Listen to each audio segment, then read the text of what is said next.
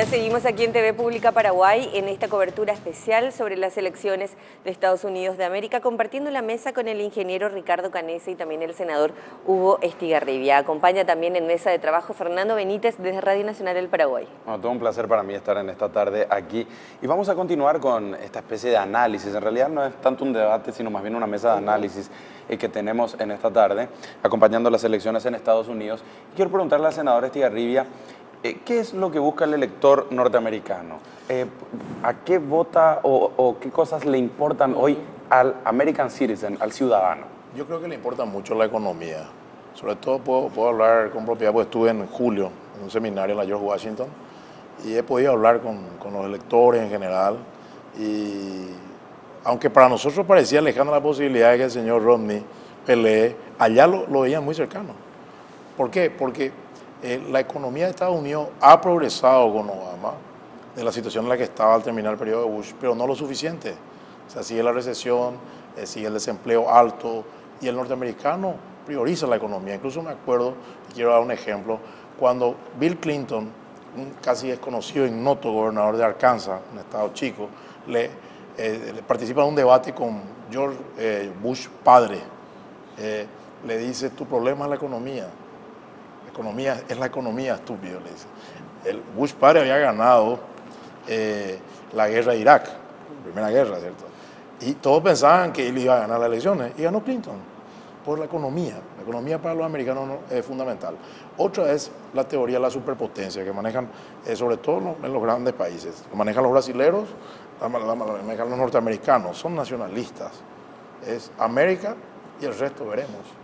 Y América en el mundo. Así hablo, sí. Estoy hablando, tratando de referirme por lo que yo conozco. Yo tuve la suerte de vivir 3 años ahí. Y entonces se le preocupa mucho el mantener esa condición de líder y la tranquilidad interna.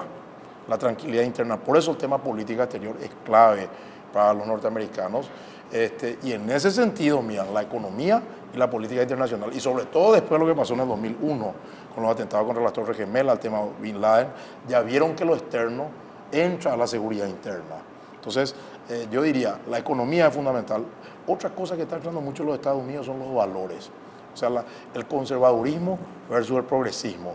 Pero no mirado en términos ideológicos derecha-izquierda, sino mirado en términos de cómo devolver a la familia, de volver a la tradición, etcétera, etcétera. Por ejemplo, hoy en día se está produciendo algún fenómeno en algunas ciudades norteamericanas. Generalmente el estudiante, el hijo estudiante, va a las universidades más lejanas. Sin embargo, hoy, por la recesión, muchos hijos estudian en la universidad de su ciudad y viven con sus padres hasta casarse.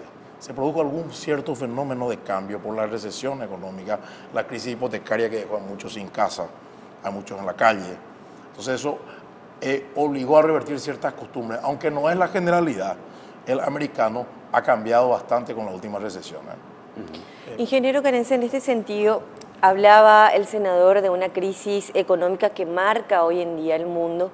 A partir de esta realidad, ¿cómo los países de América Latina también ven y eligen a los candidatos? Hablamos de las influencias que podría tener Obama, seguir teniendo, o en este caso su principal contrincante, que es Romney. Claro, sí, la crisis económica que viene ya desde el 2008 y que se ha solucionado más o menos, porque esa es la situación. Europa inclusive está en una situación hasta peor, ¿no es cierto? Y las perspectivas no son muy buenas, ¿no? Y ahí está China con un alto crecimiento, pero que también se está reduciendo un poco. Entonces esas perspectivas preocupan, ¿no? Preocupan a todo el planeta, preocupan en América Latina también. Si bien nosotros como latinoamericanos pudimos estar un poquitito al margen, sobre todo de este último periodo recesivo, no el 2008 que también impactó acá en la región, pero sí después América Latina se puede decir que es el subcontinente que mejor soportó la crisis. Pero en concreto en Estados Unidos tienen un problema bastante serio. Yo estoy viendo el déficit fiscal, por ejemplo. Continúan todavía con las intervenciones militares, si bien Obama prometió traer de vuelta a los de Afganistán, de Irak y todo eso, y hay cierta retirada. De cualquier manera, el presupuesto militar sigue siendo muy alto. Y bueno, y ese es un tema fundamental. O sea, y yo creo que ya como humanidad hay que ponerse a pensar qué sentido tiene de gastar tanto dinero en... inclusive había un cálculo muy interesante sobre el tema de la guerra de Irak, que en realidad el petróleo finalmente a Estados Unidos le costó una fortuna, porque lo que gastaron en la guerra, si fuera por el petróleo, bueno, le tiene un valor finalmente, y que además no tenían problemas. O sea, finalmente de Saddam Hussein podían seguir obteniendo petróleo. Pero bueno, armaron ahí una guerra, se armó todo supuestamente porque había armas de destrucción masiva, que no las había tampoco. Pero, ¿qué quiero decir? Ahí lo que hay es una lógica de guerra, y hay una industria armamentista que es la que está detrás. Y hay algunos sectores, y ese es uno de los puntos que está un poquitito latente, quizás no en forma muy explícita, pero los candidatos republicanos, y el caso de Romney particularmente, son más belicistas, como fue Bush, ¿no es cierto? Y al hacer estas intervenciones, que se han demostrado totalmente poco convenientes, o sea, poco conveniente para la humanidad, poco conveniente inclusive para los Estados Unidos, y que han causado más bien, y bueno, y ese es uno de los problemas relacionados con la crisis económica. Ojalá que el que resulte electo en Estados Unidos quiera dar un giro, apostar más a la paz, apostar más al desarrollo y ir dejando de lado este tipo de recetas belicistas que han causado realmente mucho mal en todo el planeta, ¿no? Bueno, toda América Latina también atenta a todo lo que ocurre con relación a las elecciones en Estados Unidos y principalmente por esto que se va dando, ¿verdad? Con relación a la crisis económica y también a la política armamentista de Estados Unidos. Fernando, estaban comentando también algunos candidatos invisibles, veo, que tenés entre tus papeles. Sí, así que comentamos también esto con el senador. Hemos traído algunas anotaciones, ¿verdad? Bueno, esto es casi anecdótico. En los Estados Unidos, en realidad, se habla del bipartidismo como si fuera una regla general. En realidad, es una costumbre general, porque hay otros partidos también que presentan candidatos. De hecho, en la Cámara de Representantes hay independientes, o en la de senadores, pero que simpatizan con el Partido Demócrata principalmente. Ahora, hay otros 4 candidatos peleando por la presidencia también, pero que no van a llegar, ¿verdad? No van a llegar, no los conoce. Gary Johnson es del estado de Nuevo México, es del Partido Libertario de los Estados Unidos. Está Jill Stein de Massachusetts, también él, igual que Mitt Romney, del Partido Verde. Virgil Goode de Virginia, del Partido Constitución, y Rocky Anderson de Utah, del Partido Justicia. Son otros 4 candidatos a los que no se conoce, pero que existen también y están en las papeletas. Ahora, senador, lo que queríamos comentar tiene que ver con los estados que han ganado y han perdido votos. Por ejemplo, tengo la lista, Florida ha ganado 2 votos en el colegio electoral y han perdido votos. Por ejemplo, Nueva York perdió 2 votos. Esto tiene que ver con el último censo. Ahora, ¿cómo puede afectar? Porque son estados clave estos. Y bueno, ahí se ve la migración, justamente la migración latina. Florida, Texas. Por eso, ahí la población latina ha crecido enormemente en Estados Unidos. Y puede afectar porque hay que tener en cuenta que el que gana en un estado, gana a todos los delegados, salvo Maine y Nebraska. No hay representación proporcional. No. Toma todo. Entonces, el que gana en Florida, por ejemplo, lleva los 29. El que gana en California lleva los 58. Y es fundamental. Por eso el voto latino es fundamental. Y ahí es donde Romney tiene una gran desventaja aparentemente. Según los cálculos previos, el 25% de los electores latinos nomás votaría a Romney, el 70% votaría a Obama, por muchas razones.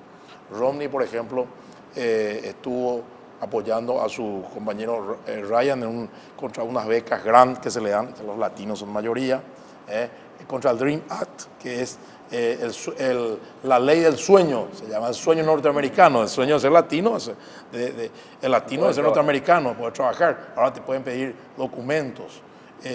Pidió un aumento del gasto militar de $100 mil millones para el 2016. ¿Eso qué afecta? Afecta al presupuesto en salud, por ejemplo. Está en contra del Obama Medicare, que es el cuidado médico Obama, se llama el plan de salud, que ¿A quién beneficia? Y beneficia a los más carenciados. ¿Y quiénes son los más carenciados? Y la población latina, porque son trabajadores. Entonces hay muchos temas que son contrarios a Obama en el voto latino que le pueden afectar en Florida, le pueden afectar.